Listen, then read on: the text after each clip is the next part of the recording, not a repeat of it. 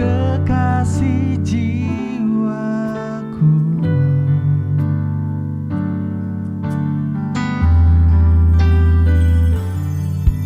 Bawa daku erat dalam pelukanmu,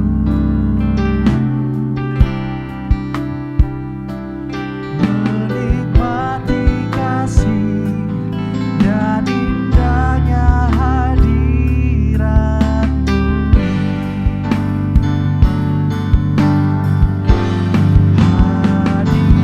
Hadirat-Mu Tuhan, ku rasakan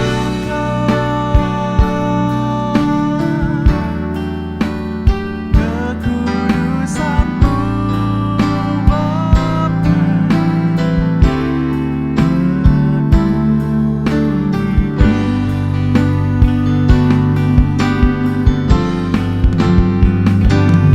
Ku selalu diam dalam bait-Mu,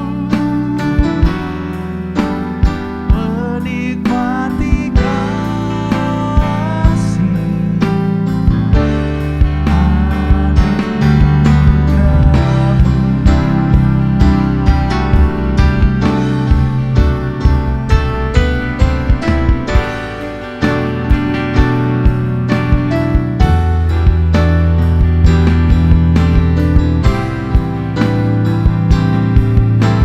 Salam, Bapak, Ibu, dan saudara-saudara yang dikasihi Tuhan.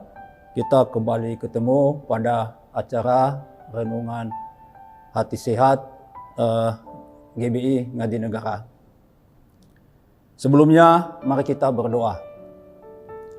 Bapa kami yang di surga, kami mengucap syukur atas anugerah dan kasih Tuhan telah menyertai kami, sehingga kami bisa bertemu kembali pada acara renungan firman Tuhan saat ini. Sebentar kami mau membaca merenungkan firman Tuhan. Kami mohon kiranya kuasa kasih Tuhan dan tuntunan Roh Kudus memberi kami hikmat dan pengetahuan agar firman ini bisa kami fahami, dan khususnya nanti kami bisa melakukan dalam hidup kami. Ya Bapa, berbicaralah kepada kami agar kami bisa memahami. Pimpin kami dalam melakukan renungan ini, agar dengan sukacita dan damai sejahtera menyertai kami sampai selesai renungan ini. Terima kasih Bapa, dalam Tuhan Yesus kami berdoa, kami mengucap syukur. Amin. Renungan kita pada saat ini, saya akan berikan judul Hidup yang Layak dan Berkenan. Firman Tuhan yang kita baca saat ini diambil pada surat Kolose pasal yang pertama ayat 9 sampai 11. Saya mengajak Bapak, Ibu, dan saudara-saudara untuk kita baca bersama-sama. Mulai ayat 9. Sebab itu, sejak waktu kami mendengarkannya, kami tiada berhenti-henti berdoa untuk kamu. Kami meminta supaya kamu menerima segala hikmat dan pengertian yang benar untuk mengetahui kehendak Tuhan dengan sempurna. Ayat 10, sehingga hidupmu layak di hadapannya serta berkenan kepadanya dalam segala hal, dan kamu memberi buah dalam segala pekerjaan yang baik, dan bertumbuh dalam pengetahuan yang benar tentang Allah. Ayat 11, dan dikuatkan dengan segala kekuatan oleh kuasa kemuliaannya untuk menanggung segala sesuatu dengan tekun dan sabar. Bapak, Ibu, dan saudara-saudara yang dikasihi Tuhan, yang pertama kita harus memahami apa itu hidup yang layak di hadapan Tuhan. Hidup yang layak di hadapan Tuhan adalah hidup sesuai identitas kita sebagai anak-anak Allah. Dan berkenan artinya setiap sikap dan perbuatan kita itu membawa sukacita atau menyenangkan hati Tuhan. Di sini akan timbul pertanyaan, mengapa kita harus hidup layak dan berkenan kepada Tuhan? Nah, ini harus kita renungkan ini. Ini adalah merupakan suatu respon kita, ya, tanggung jawab kita kepada Tuhan yang telah memberikan kita anugerah keselamatan. Yaitu mengapa, itu tadi, mengapa kita harus hidup layak dan berkenan kepada Tuhan. Bagaimana kita bisa hidup layak dan berkenan kepada Tuhan? Tadi kita sudah membaca di dalam Kolose pasal 1 sampai 9 sampai 11, ada 4 hal yang membuat kita bisa hidup layak dan berkenan kepada Tuhan. Yang pertama, pada ayat 9 kita bisa melihat dikatakan pada firman Tuhan, kami meminta supaya kamu menerima segala hikmat dan pengertian yang benar untuk mengetahui kehendak Tuhan dengan sempurna. Jadi yang pertama adalah kita harus mengenal kehendak Tuhan dengan sempurna. Yang kedua adalah pada ayat yang ke-10 bisa kita hidup layak dan berkenan kepada Tuhan adalah kalau kita memberi buah dalam segala pekerjaan yang baik. Dan yang ketiga adalah kita bertumbuh dalam pengetahuan yang benar tentang Allah. Dan yang keempat, kita bisa hidup layak dan berkenan kepada Tuhan adalah kita mendapat kekuatan dalam segala kuasa kemuliaannya. Yang pertama tadi, kita bisa layak dan berkenan kepada Tuhan, yaitu kita harus mengenal, memahami apa itu kehendak Tuhan. Jadi, kalau kita renungkan ini, mengenal kehendak Tuhan ini sangat penting sekali. Karena juga Tuhan Yesus ya mengatakan bahwa akan mengenal kita kalau kita mengenal kehendak-Nya. Ya, bukan hanya sekedar kita sebagai orang Kristen ya dikatakan di sana adalah orang berteriak-teriak Tuhan Tuhan, atau ada juga yang mengatakan sudah saya melakukan nubuat, sudah mengurusi setan, membuat mukjizat dan sebagainya, tapi tidak demikian yang Tuhan kehendaki. Tapi kita harus memahami, mengenal kehendak Tuhan dan melakukan dalam kehidupan kita, sehingga hidup kita semakin berkenan dan menyenangkan hati Bapa di surga. Nah, bagaimana kita mengenal kehendak Tuhan? Ya, ada beberapa hal ya yang penting sekali ya menjadi pemahaman kita, termasuk saya juga pribadi. Karena kalau kita tidak memahami kehendak Tuhan ini, ya bagaimana kualitas kehidupan kekristenan kita atau iman, pertumbuhan iman kita, ya hanya bisa kita bisa mengenal kehendak itu mengenai hubungan kita, mempunyai hubungan intim dengan Tuhan. Ya, mempunyai hubungan pribadi yang intim dengan Tuhan. Itu melalui apa? Kita harus tekun berdoa setiap saat. Jangan kita lupakan, ya, tekun berdoa. Yang kedua, kita bisa memahami kehendak Tuhan melalui membaca firman Tuhan, merenungkan dan melakukan firman itu setiap saat, setiap hari dalam kehidupan kita. Dan yang ketiga nanti bisa kita memahami kehendak Tuhan melalui ketaatan dan pengalaman kita bersama Tuhan. Nah, seperti kita lihat kan, baik dalam perjanjian lama dan juga dalam perjanjian baru, seperti tertulis di dalam kitab Yosua pasal 1 ayat 8, ya Tuhan mengatakan jangan melupakan memperkatakan firman Tuhan ini siang dan malam. Demikian juga dalam Mazmur ya mengatakan bahwa firman Tuhan adalah pelita bagi kakiku dan terang bagi jalanku. Jadi melalui firman Tuhan itu kita bisa memahami, mengenal apa itu kehendak Tuhan.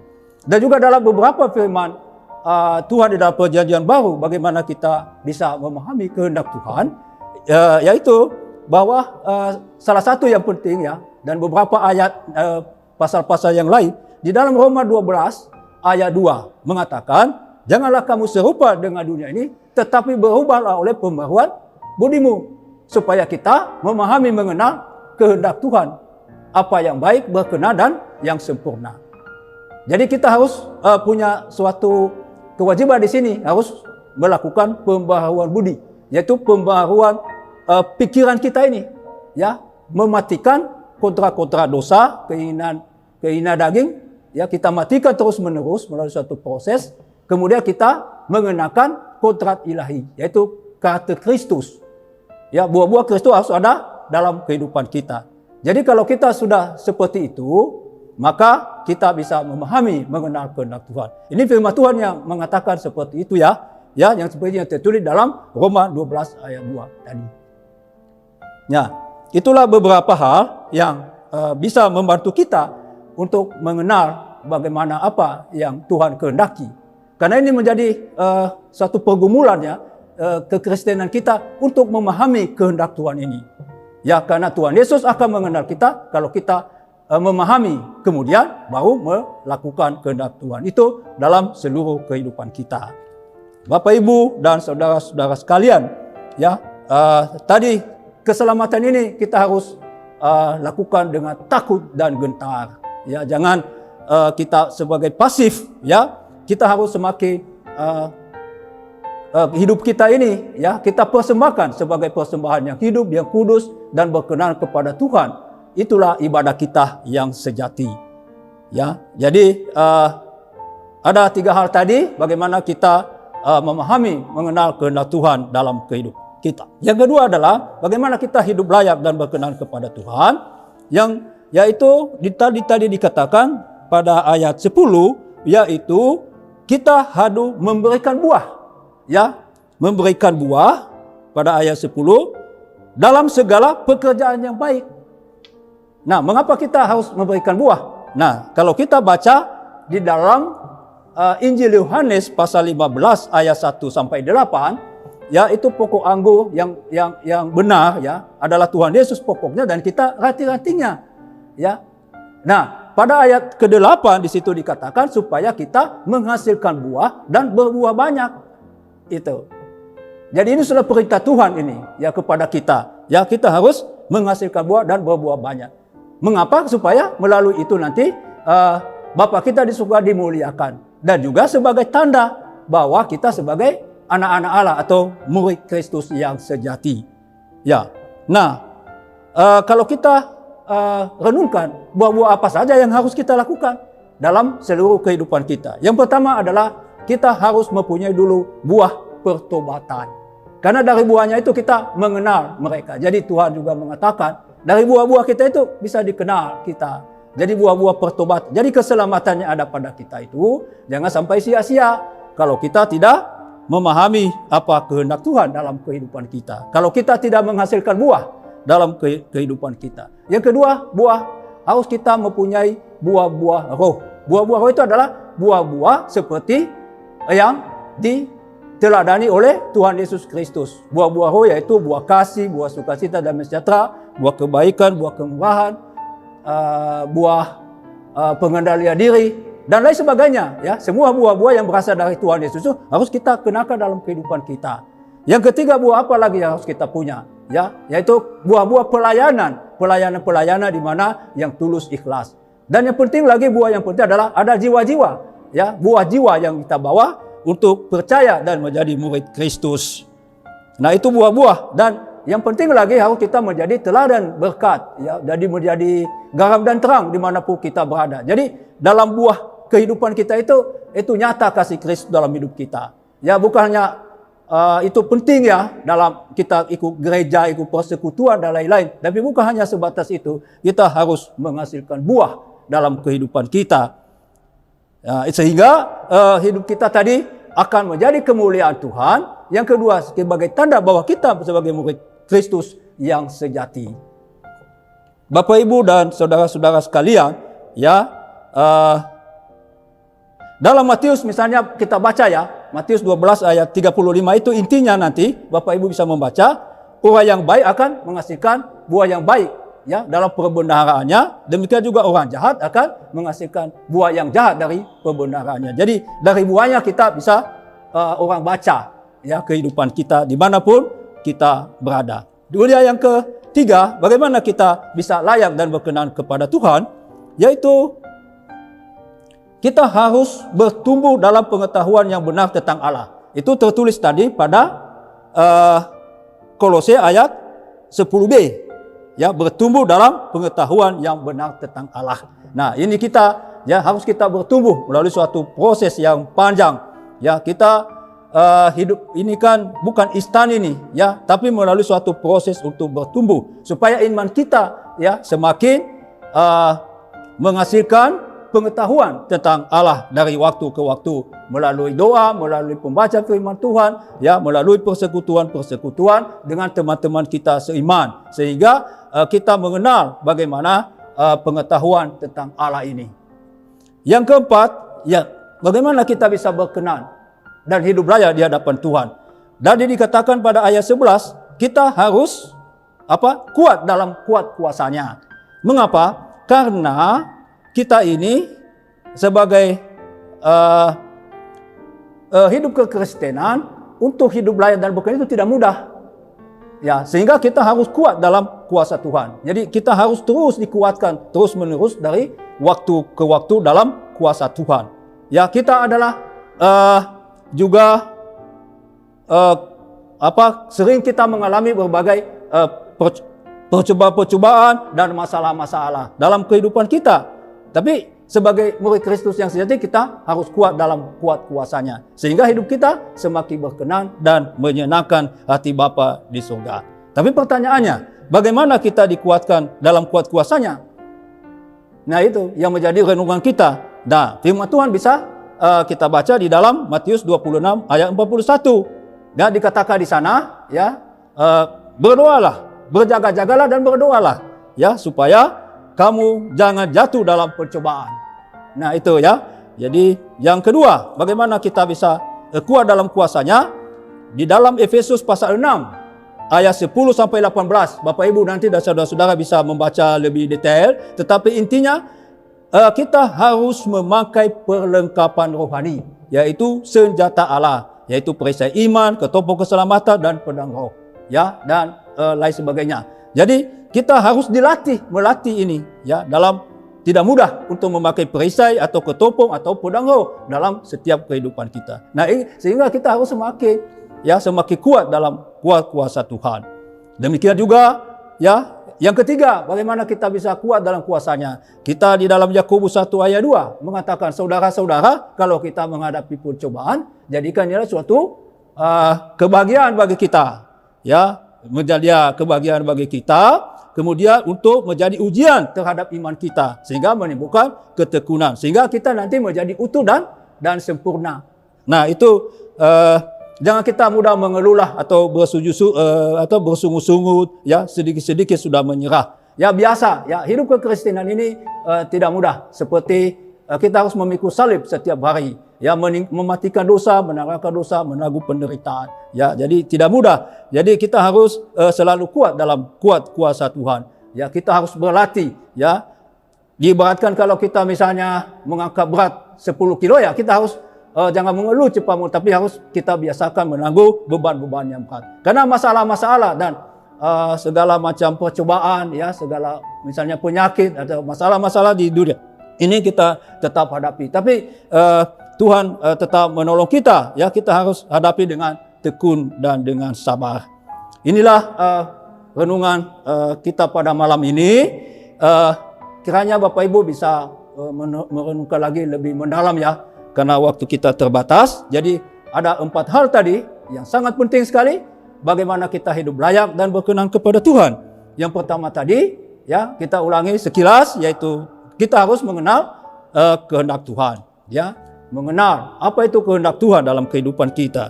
Yang kedua, kita harus memberikan buah apa saja dalam kehidupan kita, dalam segala kehidupan kita setiap saat. Dan yang ketiga, harus kita terus bertumbuh dalam pengenalan akan Allah.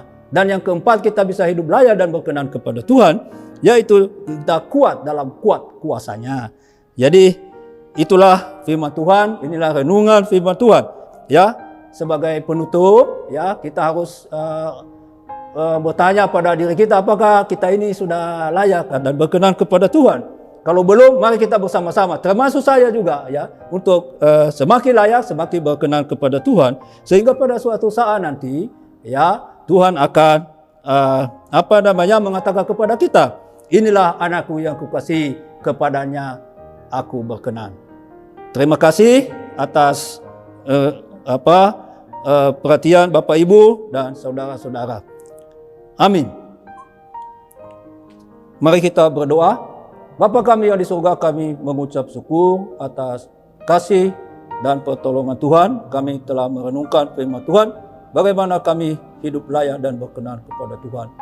Kami mohon Bapa di surga, kiranya kasih Bapa dan tuntunan Roh Kudus memberi kami kekuatan, pengetahuan dan hikmat, agar firman ini kami bisa tanamkan dan kami bisa lakukan dalam kehidupan kami. Melalui kami semakin mengenal bagaimana apa yang Tuhan kehendaki dalam kehidupan kami, apa kehendak Tuhan, bagaimana kami bisa memberi buah dalam segala hal, bertumbuh dalam pengenalan Tuhan, dan kuat dalam kuasa Tuhan. Terima kasih Bapa di surga, terima kasih Bapa agar hidup kami ini semakin berkualitas, berguna terus, menyenangkan dan memuliakan Tuhan selagi ada kami di bumi ini. Terima kasih Bapa. Inilah doa kami, segala hormat, kemuliaan dan seluruh pujian-pujian kami panjatkan hanya bagi Tuhan selama-lamanya.